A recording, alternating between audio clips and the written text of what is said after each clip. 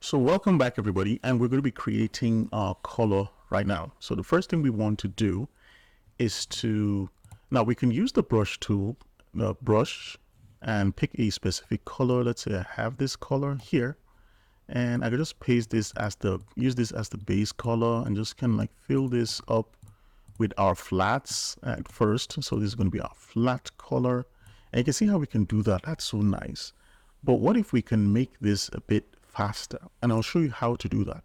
Now, again, since we're just beginning and it might be your first time using Aseprite, it's cool to use the color tool. In fact, we can isolate parts. For example, if I turn off everything and just click on the periscope, we just have the periscope. I could just use this section to fill up the color.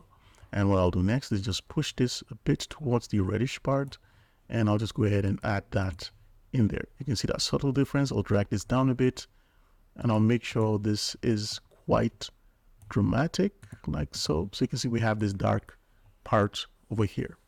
But let me show you another way to actually color, especially when you have lots of parts. So we have this shape right now. What we can do is to go over here to the marquee tool, make sure that's selected. Now I'll go over to the periscope layer, hold Control and click. Now we actually have a selection. So next I'll go over to the paint bucket tool, go over here, and now I can fill this section up. It's not working. Let's go back to this color. And each time you have a color selected here and you want it on the palette, just click this question mark icon, and then I believe we use the dark one here, and we can have these two. So now these are stored in the palette. So one way to make sure that we can paint in the object is to go to select and go to inverse. Now we're just filling this section real quick. If we click this section, it's going to fill up the entire space because this section is not closed. This shape is not closed. So let's go ahead and close the shape. I'll go back to the pencil tool, use black, and we'll just fill this up like this. Now be mindful, if I bring back everything, just know that we can't really see that part there, right? Because it's just hiding everything. So now that we have that selected, we can go back to our marquee tool, hold Control and select our entire shape, or we could just use our paint bucket tool to fill in a closed shape.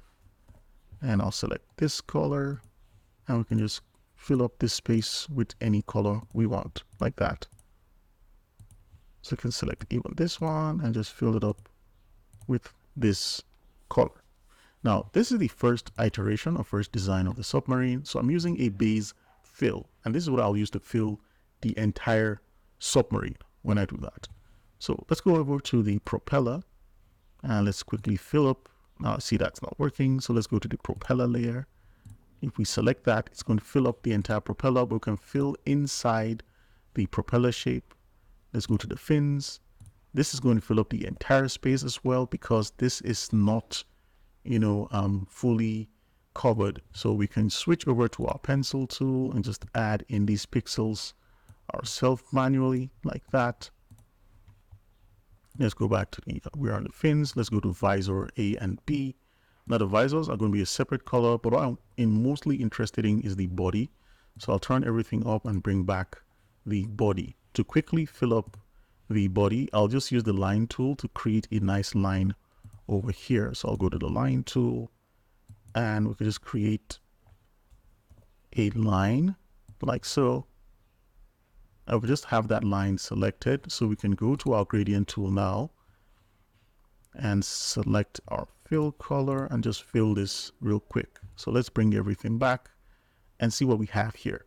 Now we can see around this propeller section, if I go back to the propeller, unlock everything, unlock the propeller, we could just add, we could just go back to our pencil tool and just fill up this section. Again, if we turn it off, you can see we just have the propeller section colored, and I believe we left out the tail part of the propeller. So let's quickly fix that. So we go over here and just fill this up with this color.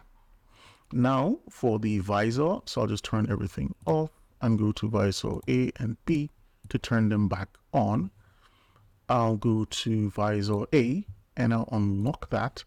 I want to fill this section up with a nice bluish color. So I'll go over here and I'll pick this blue, this one here, and just fill this section up like so.